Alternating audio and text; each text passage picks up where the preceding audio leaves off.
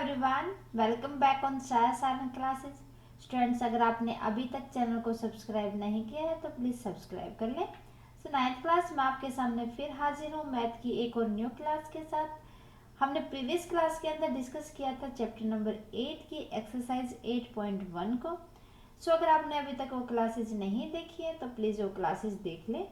आज हम डिस्कस करने जा रहे हैं हमारी theorem number 8.9 mid point theorem. अगर मैं इस थ्योरम की बात करूं तो ये थ्योरम बहुत ही इम्पोर्टेंट है, ना ही 9th और 10th क्लास के लिए, बल्कि अगर हम कहीं कंपटीशन लेवल के लिए एग्जाम देते हैं तो हमेशा क्वेश्चन मिड पॉइंट थ्योरम के अंदर से ही आते हैं। सो करते हैं अच्छे से इस थ्योरम को।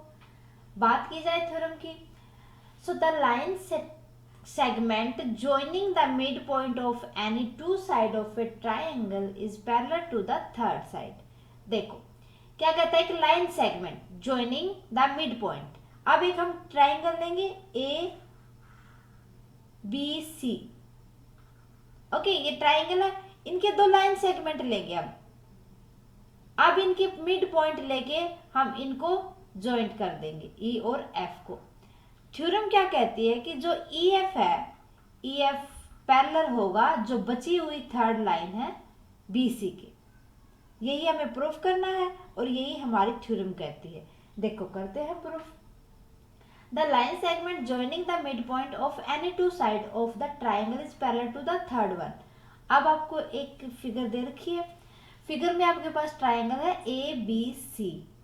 ठीक है, गिवन क्या है आपको, ए बी सी ट्राइंगल भी दे रखी है और आपको बता रखा है कि ये दो पॉइंट पे कट करती है, खाली बस यही। ये तो हम कंस्ट्रक्ट करेंगे, मैंने पहले से ही ऐसी फिगर ले ली है जो कंस्ट्रक्टेड है। देखो गिवन, देखो सबसे पहले क्या है, गिवन है हमारे पास in triangle A B C where E and F are mid point. कहां पर है ये मिड पॉइंट, देखो किसके ऊपर है, A B and A C. Clear है यहां तक? ठीक है, सो प्रूफ क्या हो गया, यहां पर जो ई एफ है वो किसके पैरेलल हो जाएगा, बी सी के। ये हमें प्रूफ करना है ना।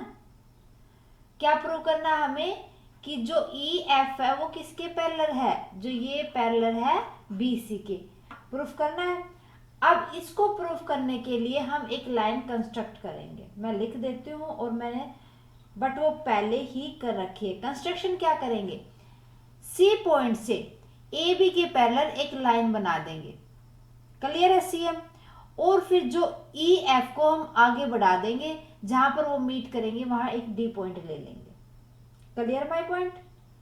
ठीक है, सो लिख लेते हैं, through C draw a line segment parallel A B. किसके पैरेलल, भी पैरेलल का मैंने यहाँ साइन यूज किया है, आप बेसिक पैरेलल फुल लिखना। ठीक है, एंड एक्सटेंड, और उसको क्या कर देंगे, हम आगे बढ़ा देंगे। कहाँ तक, किसको आगे बढ़ा देंगे, ई एफ को आगे तक ले जाएंगे, मीन्स एक पैरेलल लाइन ले लेंगे। क्लियर है? Okay, E extend E F to meet. अब इसको क्या करेंगे, जो हमने सी एम बढ़ाई थी, सी को आगे बढ़ाया था, उस पे एक पॉइंट पे मीट कर देंगे। Meet the line at D point. Clear है? ये हमें प्रूफ करना है कि ई एफ ये इसके पैरेलल है।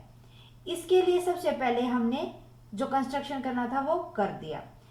अब यहाँ कंस्ट्रक्शन करने के बाद हमें क्या पता चला कि जो ए बी है वो किसके पैरेलल है, सी डी के। बाय कंस्ट्रक्शन क्या पता चला भाई आपको कंस्ट्रक्शन करने के बाद, that A B parallel to C D. A B किसके पैरेलल है, सी डी के पैरेलल है। अब इसी को यूज करते हुए हम फिर क्या करेंगे, आगे सोल्व करेंगे। अब हमने कंस्ट्रक्शन किया था A B parallel to C D, किस लिए, क्योंकि जो ईडी थी वो एक ट्रांसवर्सल लाइन है, with ED transversal line. Clear है? आगे चले, आगे स्लाइड पे देखते हैं हम अच्छे से। अब इसको हमें पैरेलल प्रूफ करने के लिए पहले हम triangle AEF and triangle CDF या CFD को लेंगे। ठीक है, लेंगे। उससे पहले हमें ये पता है कि जो ये पैरेलल लाइन गई है इसका angle E and angle D, angle E and angle D क्या है? ये अल्टरनेट एंगल्स हैं। अब देखो, angle AEF equal to angle CDF क्या है? दोनों अल्टरनेट एंगल है, इक्वल है। अल्टरनेट एंगल तो इक्वल होते हैं ना, क्लियर है यहां तक? सो इक्वेशन नंबर 1 मान लेंगे हम इसको। अब हमारी ये दोनों ट्राइंगल उठाएंगे। इन triangle AEF and triangle CFD, okay. हमें इसका पता था कि जो एंगल E है D के इक्वल है बाई अल्टरनेट एंगल। हमें पहले से ही पता है angle AEF is equal to angle CDF, alternate angle है। ओके, सो एक बात तो हमारी यहां पर हो गई क्लियर। अगर ये दोनों अल्टरनेट एंगल हैं, सो अगर मैं एंगल F की बात करूं, दोनों साइड ये वाला और ये वाला, ये वर्टिकल अपोजिट एंगल है, दोनों इक्वल होंगे। Angle AFE this angle and angle CFD कौन से हैं? Vertical opposite angle. यहां तक क्लियर है? सो हमारे पास ये एंगल इसके इक्वल हो गया, ये एंगल इसके इक्वल हो गया। आगे अगर मैं बात करूं कि जो AF है और CF है, ये दोनों इक्वल होंगे। AF is equal to CF, ये वाली इसके इक्वल हो जाएगी, क्योंकि AC को इसने F ने मिड पॉइंट पे काटा है। किस लिए? Because F is mid point of AC। क्या है ये? मिड पॉइंट है AC का। क्लियर है यहां तक? सो अब देखो, बाई AAS रूल दो एंगल इक्वल हो गए और एक साइड इक्वल हो गई। दैट मीन क्या होगा? ये कॉन्ग्रुएंस होंगी जो ट्राइंगल है दोनों। अब क्या हो जाएगा? By AAS rule triangle AEF congruent to triangle CFD। इतना ही चाहिए था हमें, इतना हमने प्रूव कर दिया कि दोनों ये ट्राइंगल क्या है? एक दूसरे के कॉन्ग्रुएंट है। अगर ये दोनों ट्राइंगल कॉन्ग्रुएंट है तो by CPCT rule, by CPCT अब हमारे पास जो EA है, AE किसके इक्वल हो जाएगी? EA इक्वल टू हमारी हो जाएगी DC। EA इक्वल टू क्या हो जाएगी? DC this by CPCT। ठीक है, हमने एक को तो इक्वल प्रूफ कर दिया। अगर ये इक्वल है दैट्स मीन हमारे पास अब देखो AE इक्वल टू EB हो जाएगी, क्योंकि क्या है? E is mid point of AB, mid point है, तो ये दोनों अगर मिड पॉइंट पे कट किया तो ये दोनों भी इक्वल होंगे। क्लियर है? अगर ये दोनों इक्वल है सो नाउ अब देखो BC EBCF EBCD लो, आप ये वाले लो ट्राइंगल। ठीक है, now in triangle in rectangle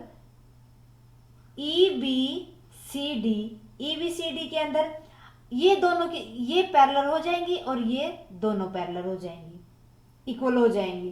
clear है? अब देखो EB किसके पैरेलल हो जाएगा? DC के। EB पैरेलल टू DC या CD पैरेलल है। एंड दूसरा क्या हो जाएगा? यहां पर जो EB है, ई बी इक्वल हो जाएगा डी सी के। अगर दोनों पैरेलल है तो E B equal to D C B हो जाएगा। अब देखो क्यों, अगर एक पेयर पैरेललोग्राम है, अगर आपको ये बता दे दो साइड इक्वल है और पैरेलल भी है, दैट्स मीन ये पैरेललोग्राम है। अगर पैरेललोग्राम है तो इसकी जो अपोजिट साइड है वो भी इक्वल होंगी, अगर इक्वल होंगी तो पैरेलल भी होंगी। Got my point. देखो क्या हो जाएगा यहां, 10 one pair of parallelogram, pair of opposite side of parallelogram, opposite side of parallelogram are parallel, parallel तो होंगी वो, क्लियर है ये बात, पैरेलल होंगी तो क्या होंगी वो इक्वल भी होंगी। ठीक है, अब बात करें हम किसकी, ई बी सी डी की। ई बी सी डी की बात करें, ये पैरेललोग्राम है तो इसके अपोजिट साइड भी क्या हो जाएंगी, पैरेलल हो जाएंगी। सो ई डी किसके पैरेलल हो जाएगा, so in E B C D is a parallelogram. ये क्या है आपके पास, एक पैरेललोग्राम है। अगर ये पैरेललोग्राम है तो इसकी बी ई साइड किसके इक्वल हो जाएगी, सी डी के, एंड ई डी इक्वल हो जाएगी बी सी के। अगर ये दोनों इक्वल होंगी दैट्स मीन क्या होगा, जो ई एफ है ये पैरेलल भी होंगी। It also parallel to E D parallel to B C आ जाएगा। अगर ये दोनों पैरेलल हैं दैट्स मीन क्या हो जाएगा, ये दोनों पैरेलल होने की वजह साथ साथ ये एक दूसरे के इक्वल भी है, इक्वल है तो अब देखो कलर चूज कर ले, ये पैरेलल है ये पूरी, अगर ये दोनों एक दूसरे के पैरेलल होंगी सो इस वजह से hence E F B parallel हो जाएगी बी सी के, ई एफ बी क्या हो जाएगी, बी सी के पैरेलल हो जाएगी। ये पूरी है तो ये तो होगी ही अपने आप, क्लियर है। सो यही हमें बताना था अपने क्वेश्चन के अंदर।